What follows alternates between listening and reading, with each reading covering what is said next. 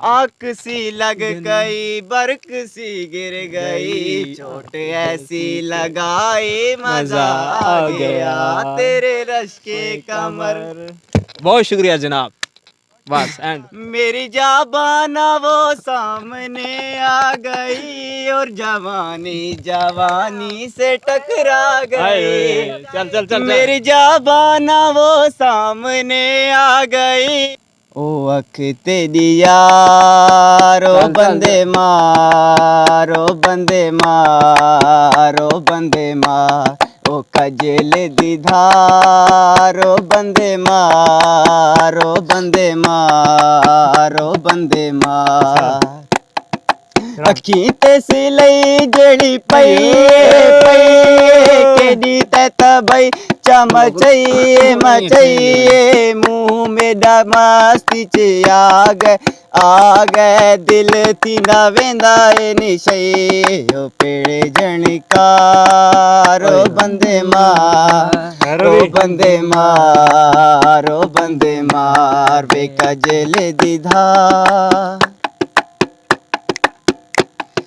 चोले उत्ते चन्ना तेरी चेल हिरणी दे वांगू तेरी जेल टुरना है मोरा वाली टोर दिल साडे बड़े कमजोर।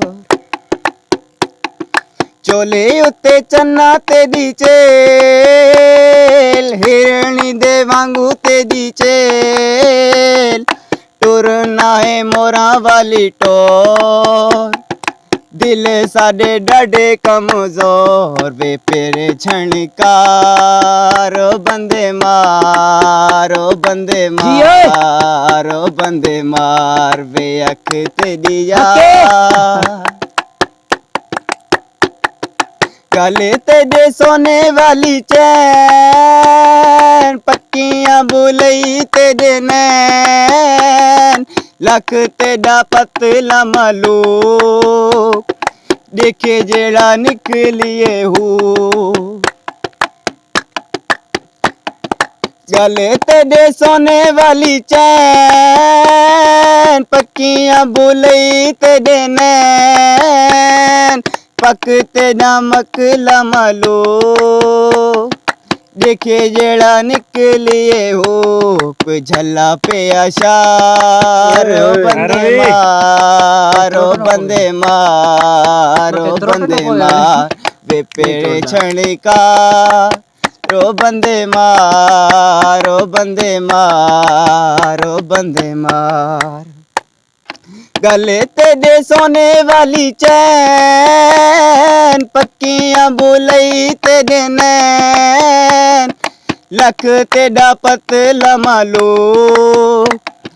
देखे जेड़ा निकलिए हुक झल्ला पे अशारो बंदे मार ओ बंदे मारो बंदे मार वे अख तेरी यार रो बंदे मारो बंदे मारो बंदे मार वे मेरी सरकार ओ बंदे मार ओ बंदे मारो बंदे मार।